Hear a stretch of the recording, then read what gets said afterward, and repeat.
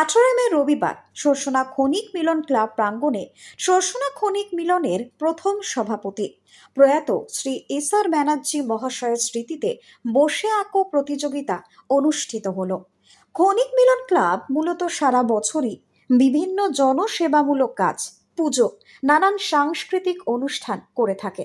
তারই সাথে সাথে ক্লাবের উন্নতিতে যাদের অনবদ্য ভূমিকা বা যারা ক্লাবের বিভিন্ন পদে নিযুক্ত আছেন তারা প্রয়াত হলেও তাদের সম্মানার্থে নানান কর্মসূচি করে থাকেন।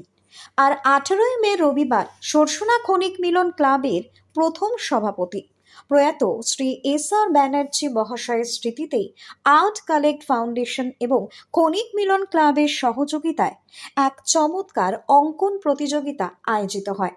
বিকেল 5টায় অনুষ্ঠান শুরু হয় সরসোনা খনিক মিলন ক্লাবের প্রথম সভাপতি প্রয়াত শ্রী এস.আর. ব্যানার্জি মহাশয় এবং বিশ্বকবি রবীন্দ্রনাথ ঠাকুরের ছবিতে মাল্যদান এবং পুষ্পদান এবং উপস্থিত অতিথিদের উত্তরীয় পরানোর মাধ্যমে।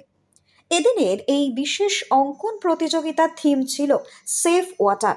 এই প্রতিযোগিতায় অংশগ্রহণকারীর সংখ্যা ছিল মোট 36 জন। এদের সবারই বয়স ছিল 5 থেকে 18 বছরের মধ্যে। মূলত বয়সের ভিত্তিতে 3টি গ্রুপে ভাগ করেই অঙ্কন প্রতিযোগিতা সম্পন্ন হয়। প্রতিযোগিতার শেষে 3টি গ্রুপ থেকে প্রথম, দ্বিতীয় এবং তৃতীয় বেছে নিয়ে মোট 9 জনকে পুরস্কার প্রদান করা হয়।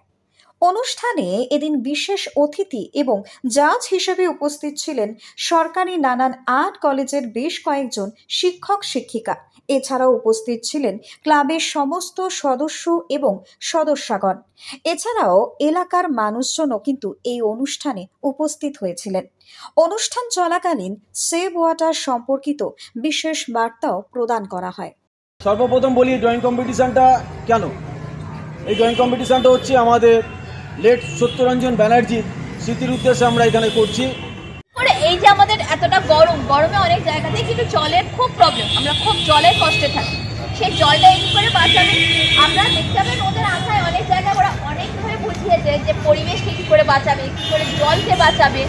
আর ছোট ছোট বাচ্চারা তো অনেকভাবে বুঝিয়েছে যে মানে এই গরমে যে এতটা গরম করছে সেটাও ওদের আঁকার মধ্যে দিয়ে এসছে।